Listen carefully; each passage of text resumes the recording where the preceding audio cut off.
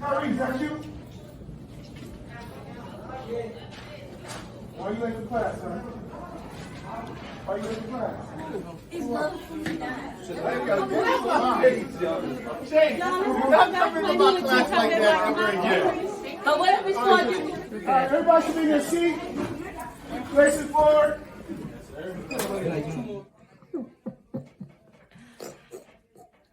Okay, straighten up for I am Mr. Tashik Faruq.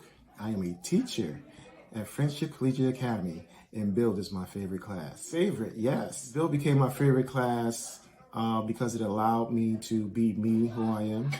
It allowed me to teach untraditionally.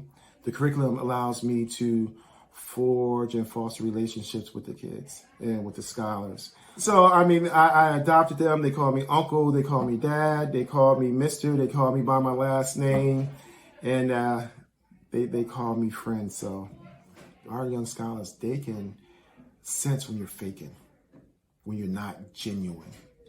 So I just try to be me and bring me to the table every day. So I try to go into the classroom every day in the spirit of love. You know, because I let them know I love you guys, period, hands down. You know, I tell every class they're my favorite class. Yeah. And I tell every class, I look forward to seeing you every day. Or even when we're, you know, even when you're not at your best. I could get on them all day. There's always something you can ridicule or you can address.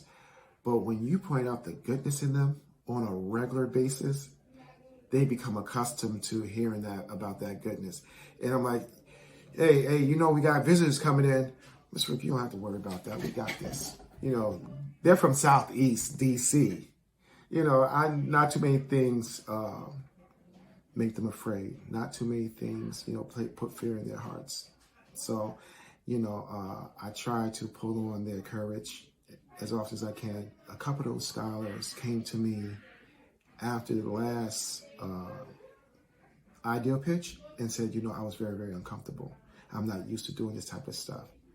You know, and then you can have those one-on-one conversations. Okay, so how are we going to work this out? Mr. Fruit, for you, I'll do it. There's scholars right now that were not doing very well, that didn't do very well on the instructional portions of it. You know, but when you put them into a group dynamic, right, and allowing them to understand that they have a voice and a say-so in the general outcome or the outcome of their project, oh, they buy into it. And so that's one of the things we want them to do. And they have to work together. They have to learn how to self-manage themselves.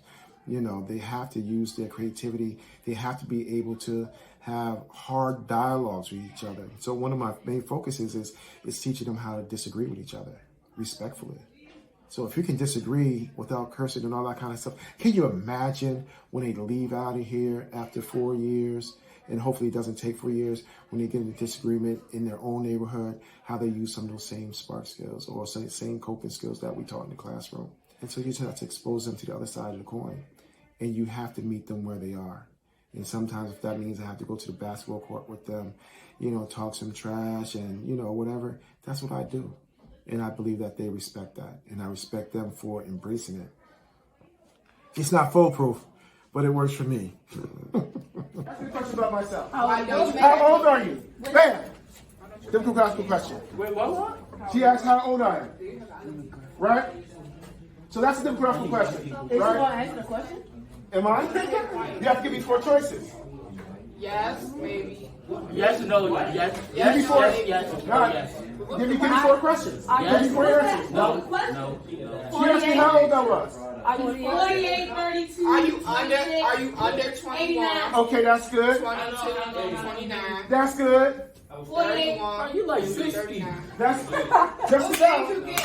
Right. What do you hope they walk away with when they leave your Build class? Give me the top 3 things. Self-management, top. A willingness to express their creativity, 2. And I think the third one is not to be afraid of who they really are. to understand that I am great. I am bigger than my neighborhood. I am bigger than, my academic inabilities. I'm bigger than that. And all I have to do is be courageous enough just to reach out and allow somebody to put something in my hand to help me along the way.